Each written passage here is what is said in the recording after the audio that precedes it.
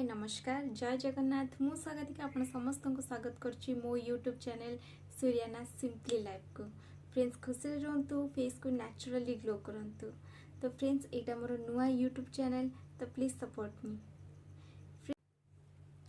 Friends आमे केमिति घरे उपकरण रे निज फेस को नेचुरली ग्लो करि परिबा सही विषय रे किछि बेसिक टिप्स मु आपन सहित शेयर करिवि आज ए वीडियो रे। फ्रेंड्स आजिकली आम समस्ते चाहूँगी आम फेस नेचुरली ग्लो करूँ, आम फेस रे कौन से एक्ने प्रॉब्लम न हो, आईज तले डार्क सर्कल्स न हो। तो से आम मार्केट डिफरेंट टाइप रो केमिकल प्रोडक्ट आनी यूज करूचे। ता द्वारा कौन होना किसी जन को फेस रे से केमिकल प्रोडक्ट सूट करुचे, किसी जन को फेस रे से प्रोडक्ट सूट करूनी। तो से आम केमिति नेचुरली निज फेस को ग्लो करि परिबा किछि घरोई उपकरण विषय चलंतु जानिबा। फ्रेंड्स आमर फास्ट टिप्स होची गोटे ग्लास पानी। आपण जितेबाला सकाळ उठुचंती आपणकर गोटे ग्लास पानी पीबा निहाती दरकार। आपण गोटे ग्लास पानी पीबा द्वारा आपणक बॉडी रु अनावश्यक उपादान गुड़िक बाहर करिबारे हेल्प करिथाय। आपण गोटे ग्लास पानी रे गोटे चमच लेंबू किंबा गोटे चमच महू मिसई पारिबे। एहा द्वारा आपणकर फेस रे ग्लो बढ़िथाय। आपणकर जदि एसिडिटी प्रॉब्लम अछि ताले आपण लेंबू को मध्य स्किप कर परिबे। आमर सेकेंड टिप्स होची एक्सरसाइज। आपण जदि सकाळ उठिबा मात्रे डेली एक्सरसाइज करचंती आपणक बॉडी रो टॉक्सिन बाहर होइथाय, आपणकर कोलेजन प्रोडक्शन इंक्रीज मध्य होइथाय।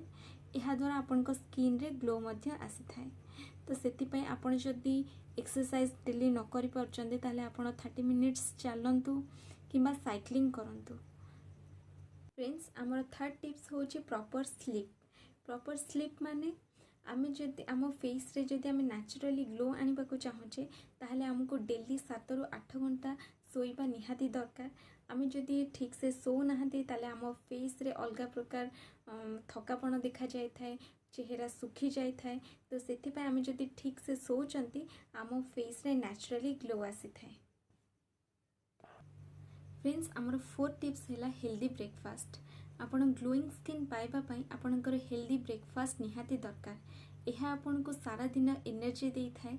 आपन को फेस रे कौन से थकापण आसी न थाए, आपन को फेस सुखी न थाए।